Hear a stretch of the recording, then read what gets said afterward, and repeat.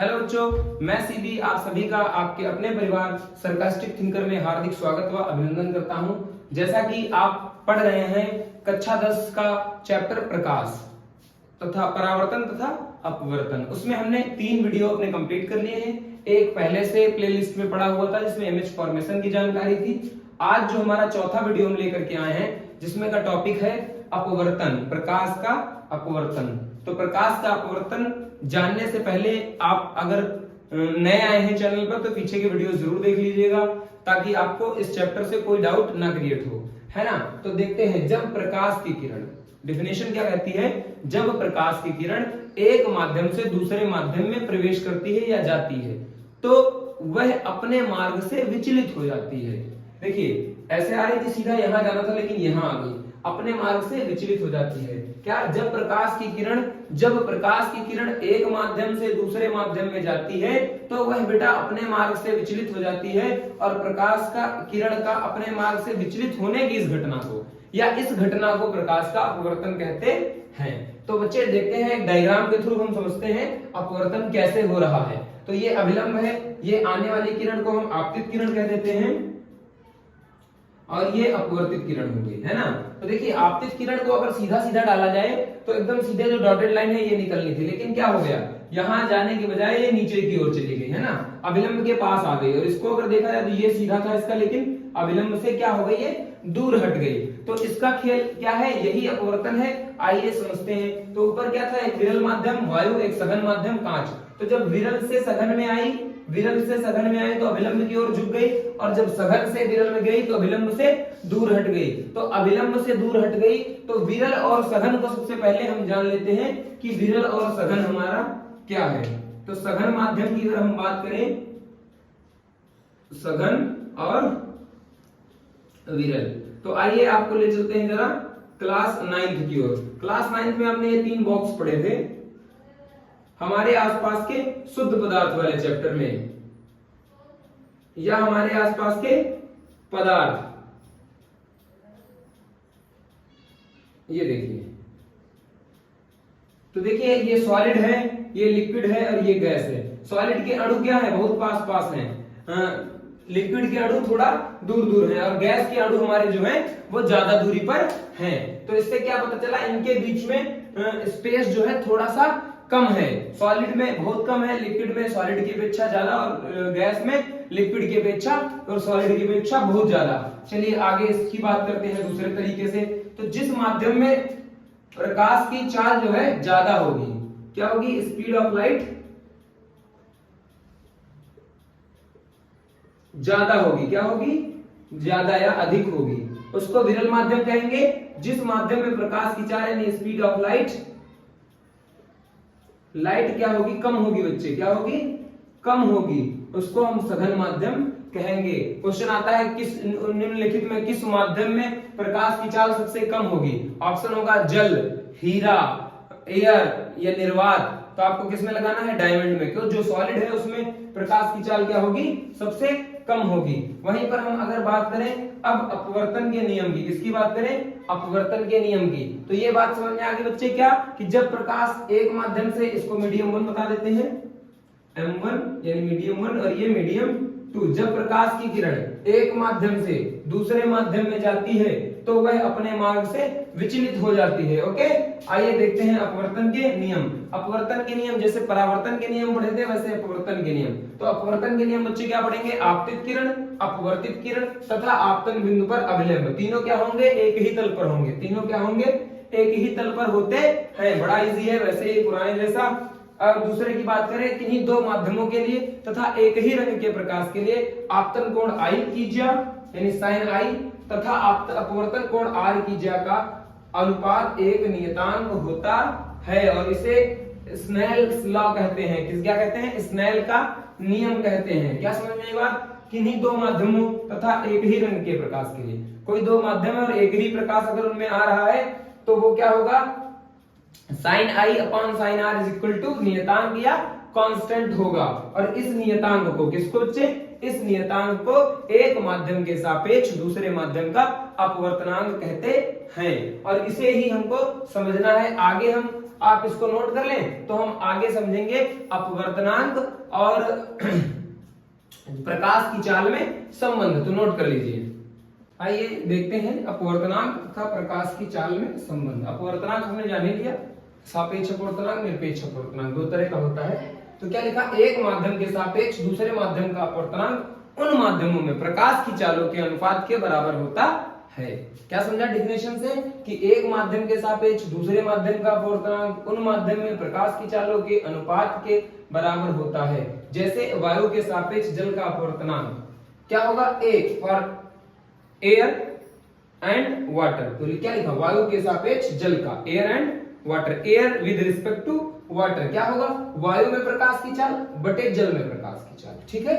तो और दूसरी चीज यहाँ क्या जाना कि वायलेट कलर के लिए बच्चे सबसे ज्यादा अपवर्तनांक और रेड कलर के लिए सबसे कम अपवर्तनांक होगा। यानी कि अगर प्रकाश के कलर जो है violet, indigo, blue, green, yellow, orange, red, इनको अपवर्तनांक के बढ़ते क्रम में लिखना हो तो आप ऐसे लिखेंगे। इस तरह के क्वेश्चन आप प्रीवियस ईयर से उठाएंगे तो वहां देखने को मिलेगा। यानी क्या पता चला कि अपवर्तनांक सबसे ज्यादा किसका, वायलेट का, और सबसे कम किसका, लाल कलर का यानी रेड कलर का। और तरंग दैर्घ्य की, वेवलेंथ की बात करें तो वेवलेंथ सबसे ज्यादा किसकी, रेड कलर की, है ना। तो यहां मैं लिख देता हूं वेवलेंथ, वेवलेंथ, तरंग दैर्घ्य लाल रंग के लिए सबसे ज्यादा, लाल रंग के लिए सबसे अधिक तथा बैंगनी यानी वायलेट, बैंगनी रंग के लिए सबसे कम, सबसे कम। ये दो बातें हैं जो एग्जाम में अक्सर पूछ ली जाती हैं एमसीक्यू में, तो आपको ध्यान रखना है। ये क्या लिखा है, अपवर्तनांक का रंगों का बढ़ते हुए क्रम में, श्वेत प्रकाश के जो 7 कलर हैं उनका अपवर्तनांक के बढ़ते हुए क्रम में ये लिखा हुआ है ना। तो कुछ अपवर्तनांक, कुछ के निरपेक्ष अपवर्तनांक जानने की कोशिश करते हैं। ये माध्यम है और ये निरपेक्ष अपवर्तनांक। वायु का कितना, 1.0003, जल का 1.33 और हीरे का 2.42। क्या पता चला, जिसका अपवर्तनांक कम होगा वो माध्यम क्या होगा, विरल होगा, वो माध्यम विरल होगा। यानी जिसका अपवर्तनांक कम होगा उसमें प्रकाश की चाल ज्यादा होगी, ऐसा कह सकते हैं आप। ठीक है। आइए उसी पर आधारित एक प्रश्न हमने लिखा है जो 2011, 13, 15, 19 और 2023 में लगातार कह लीजिए आया हुआ प्रश्न है, बार बार आया हुआ है। तो हम इस प्रश्न को करने का प्रयास करते हैं। तो वायु में प्रकाश की चाल दी है, यदि अपवर्तनांक इतना है तो जल में प्रकाश की चाल ज्ञात कीजिए। फार्मूला आपको पता है, n बराबर, यानी अपवर्तनांक में शॉर्ट में लिखता हूं, पहले लिख देता हूं, एक पहला ऐसे लिख देता हूं ताकि आपको समझ में आए। अपवर्तनांक बराबर क्या होगा, वायु में प्रकाश की चाल बटे माध्यम में प्रकाश की चाल। स्टैंडर्ड है, माध्यम में प्रकाश की चाल, है ना। अब इसको हम लेते हैं C/V, ये स्टैंडर्ड हो गया से। अब प्रश्न के हिसाब से क्या देखते हैं, वायु में प्रकाश की चाल बेटा दे रखी है कितनी, 3 × 10⁸ मीटर पर सेकेंड। ठीक है, ये दे रखी है। ठीक, जल में प्रकाश की चाल हमको निकालनी है, तो इसको हम लिख लेते हैं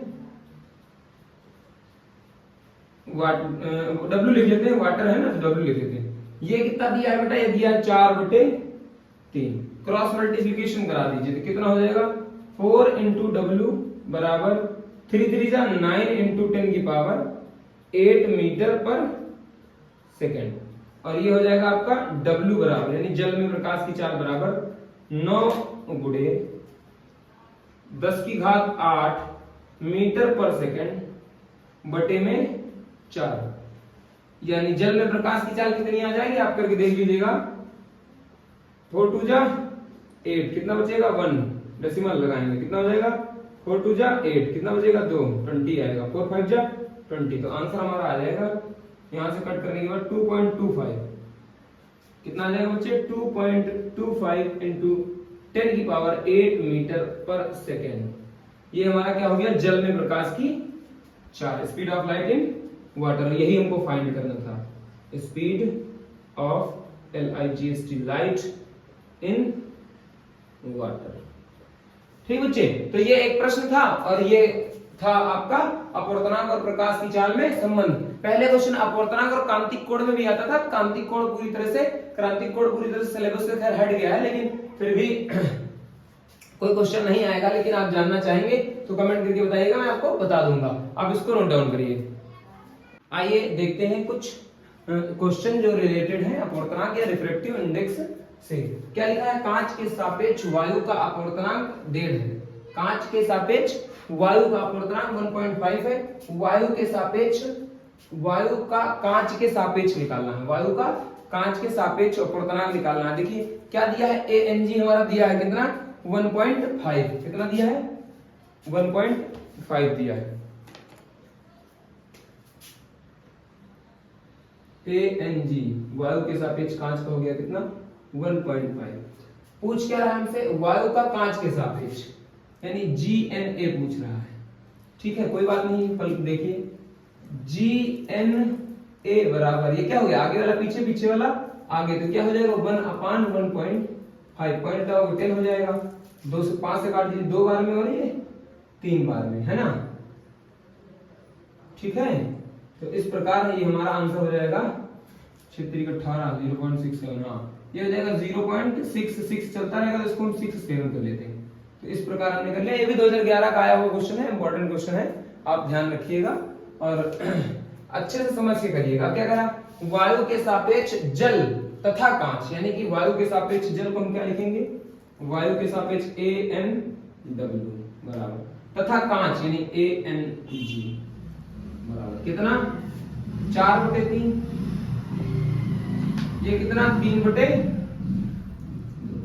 ठीक है, जल के सापेक्ष कांच का क्या बताना है, जल के सापेक्ष कांच का WNG बताना है, WNG बताना है हमको। ठीक है, तो ठीक है, देखते हैं। G बताना है, तो G वाले को ऊपर लिख लीजिए, यानी ANG बटे ANW। ये क्या हो जाएगा, 3/2 बटे 4/3। तो भैया अंदर अंदर बाहर बाहर गुणा करा दीजिए, तो क्या हो जाएगा 9/8, और 9/8 हमारा आंसर है। चाहे तो आगे भी सवाल आप कर सकते हैं। ठीक है, इसी प्रकार हम चलते हैं अपने चौथे प्रश्न की तरफ। एक पहले ही बताया था आपको, वायु के सापेक्ष किसी पारदर्शी द्रव का अपवर्तनांक 1.25 हो तथा कांच का अपवर्तनांक उस वायु के सापेक्ष ही कितना है, वायु के सापेक्ष किसी पारदर्शी, पहले लिखते हैं AN, लिक्विड को L कर लेते हैं, बराबर कितना दिया है 1.25। ठीक है बच्चे, तथा कांच का यानी ANG कितना दिया है 1.5। तो आपको क्या करना है, द्रव के सापेक्ष कांच का LNG बताना है। चलिए प्रयास करिए, फटाफट फटाफट प्रयास करिए, अगर नहीं आ रहा तो फिर हम बता ही रहे हैं।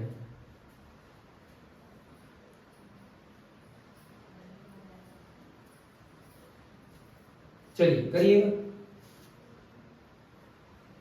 फिर वही काम क्या करना है, द्रव के द्रव के सापेक्ष किसका, कांच का, तो कांच वाला किसमें है, ऊपर कर दो इसको, कितना आएगा ANL बराबर हमारा क्या आ जाएगा 1.5/1.25। सॉल्व कर लीजिए, ऊपर 150 नीचे 125, बस आंसर आ जाएगा आपका 1.2 आ जाएगा। कितना आ जाएगा 1.2, 25 250, हाँ 1.2 आंसर इसका आ जाएगा आपका 1.2। ये हो गया इसका आंसर। अब एक थोड़ा सा अलग तरह का प्रश्न मैंने लिखा है, और ये आई थिंक आया हुआ है शायद, मैं देखता हूँ, देख के बता दूं आपको। ये आया हुआ है आपका 2020 में, मैं मेंशन कर देता हूं, 2020 का प्रश्न है ये, यूपी बोर्ड।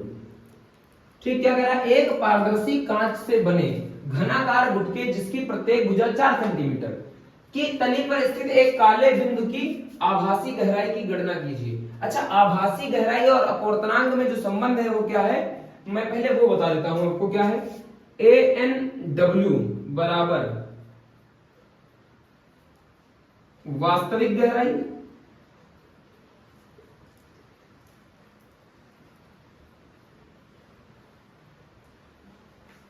प्लस आभासी गहराई।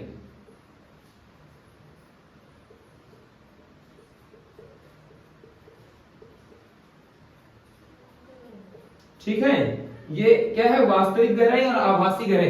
अच्छा देखा होगा कभी आपने ग्लास लिया हो, उसमें कांच कॉइन वाइन डाला हो, तो कॉइन ऐसा लगता है जैसे ऊपर है, वो अपवर्तन के कारण ही है कि हमको वो नीचे से ऊपर लगता है। क्यों?